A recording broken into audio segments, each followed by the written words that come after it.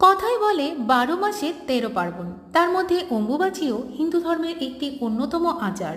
মেয়েরা প্রতি মাসে রজস্বলা হন। হিন্দু শাস্ত্রমতে পৃথিবীকে মা বলা হয়। সনাতন বিশ্বাস মতে ধরিত্রী মাতাও বছরের 3 দিন ঋতুমতী হন। তবে এটি ধর্মীয় আচার হলেও প্রাচীন কৃষি ব্যবস্থাও অম্বুবাচীর সঙ্গে জড়িয়ে রয়েছে। তাই এই ধর্মীয় আচারের সামাজিক ব্যাখ্যাও রয়েছে। অম্বুবাচী খুব গভীরভাবে একটি কৃষিভিত্তিক অনুষ্ঠানও বটে। অনেকেই মনে করেন ঠিক যেমন ঋতুকাল কাটার পরে সন্তান ধারণে সক্ষম হন নারীরা, তেমনি অম্বুবাচীর পরবর্তী কালও ফসল ফলানোর পক্ষে সবচেয়ে ভালো সময়। প্রতিটি আচার পালনের ক্ষেত্রে কিছু বিধিনিষেধ মেনে চলেন অনেকেই। সেদিক থেকে ব্যতিক্রম নয় এই অম্বুবাচীও।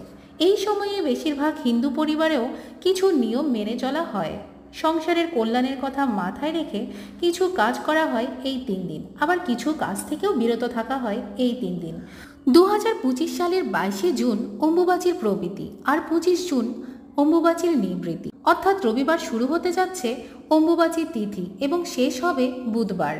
এই সময়কালকে ধরিত্রী মাতার ঋতুমতী হওয়ার সময়কাল হিসেবে মনে করা হয়। এর অর্থ হলো এই সময়ে সমস্ত দেবী রজস্বলা থাকেন। কামাখ্যা মন্দিরে এই দিনগুলি অত্যন্ত আড়ম্বরের সঙ্গে পালন করা হয়।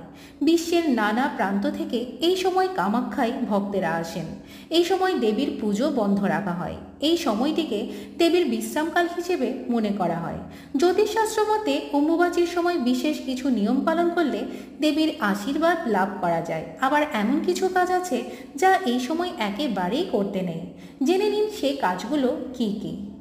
দেখে নেব কি কি কাজ করা যায় আর কি কি কাজ করা যায় না। এই সময় বাড়িতে থাকা সকল দেবী মূর্তি লাল কাপড় দিয়ে ঢেকে রাখতে হবে।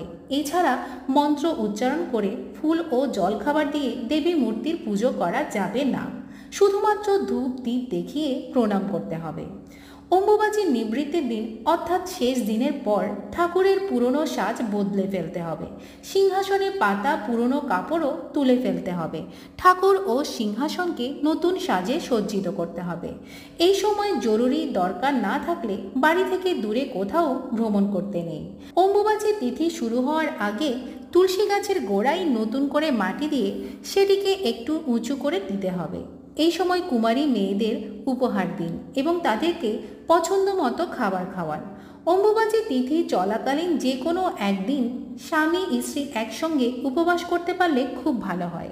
এতে সম্পর্কের বন্ধন দৃঢ় হবে, নিজেদের মধ্যে ভালোবাসা বৃদ্ধি পাবে। অম্বুবাচী শেষ হওয়ার পর বাড়ির সদর দরজায় লাল সুতো বাঁধুন এবং কামাখ্যা মায়ের কাছে আশীর্বাদ প্রার্থনা করুন। এই সময় গরিব মানুষকে নিজের সাধ্যমতো যে কোনো ফল দান করলে খুব ভালো ফল পাওয়া যায়।